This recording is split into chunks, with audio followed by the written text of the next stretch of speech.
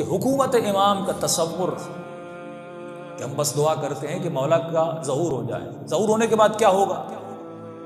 حکومت مہدی، جس کو ہم نظام ولایت کہتے ہیں، کہ ایک ولایت کا نظام آئے گا، ایک ایسا نظام جسے ہم نظام الہی کہتے ہیں. اب تک نظام ولایت یعنی امام زمانہ کی حکومت اب تک تو قائم نہیں ہوئی. تو ہمیں کیا کرنا چاہیے؟ ہم اوپر کی لیول کا نظام تو نہیں لا سکتے، لیکن کم از کم اس نظام ولایت کو بیٹھ کر سوچیں کہ جب امام زمانہ آئیں گے تو امام زمانہ کی حکومت میں کیسا نظام ہوگا، کیسی مینجمنٹ ہوگی. مثلاً اگر آپ کے یہاں پارلیمنٹ ہے، آپ کے یہاں ہیلتھ کا ادارہ ہے، آپ کے مختلف ادارے ہیں، تو امام زمانہ جب آئیں گے یہ ادارے کیسے چلیں گے؟ یہ نظام کیسے چلے گا؟ یہ نظام ایسا ہوگا جس میں جوان گناہ میں نہیں پڑے گا.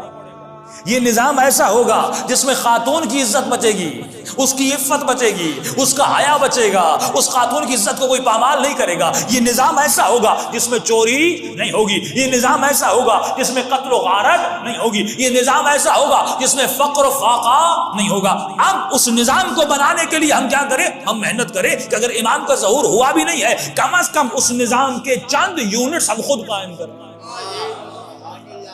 خود ہی قائم کر اپنی سوسائٹی میں ایک یونٹ بنائیں. مثلا مراجع فرماتے ہیں حساس موضوع ہے کہ خواتین جب بیمار پڑ جاتی ہیں تو مرد ڈاکٹر کو دکھانا حرام ہے، شرعاً حرام ہے.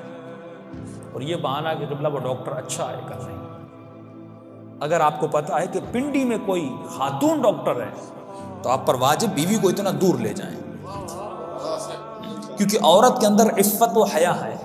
جب نامحرم اسے ہاتھ لگائے گا اس کی عفت خدشدار ہو جاتی ہے. سیدہ سے پوچھا گیا کہ عورت کے لیے بہترین مقام کون سا ہے اور وہ کون سی جگہ ہے کہ وہ سب سے زیادہ اپنے رب کے قریب ہوتی ہے؟ تو بی بی نے فرمایا کنج خانے، یعنی گھر کا کونا.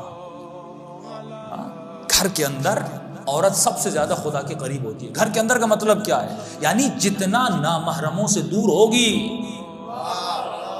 اتنا خدا کے قریب ہوگی، کیونکہ اسے ایک ذمہ داری دی گئی. یہ ایک نازک اور لطیف وجود ہے، اس کے اندر جذبات اور احساسات ہے. اس کی ذمہ داری یہ ہے کہ اپنے بچوں کی تربیت کرے اور ایک ایسا بچہ بنائے جو کبھی قاسم بنے، کبھی علی اکبر بنے. اب سوال یہ آتا ہے مولانا اگر مجھے اپنی بیوی کو کسی فیمیل ڈاکٹر کو دکھانا ہے تو اس نظام ولایت میں فیمیل ڈاکٹرز بھی ہونی چاہیے.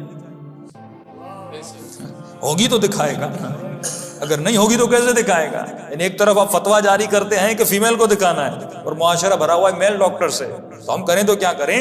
تو اسی لیے کوشش کیا کریں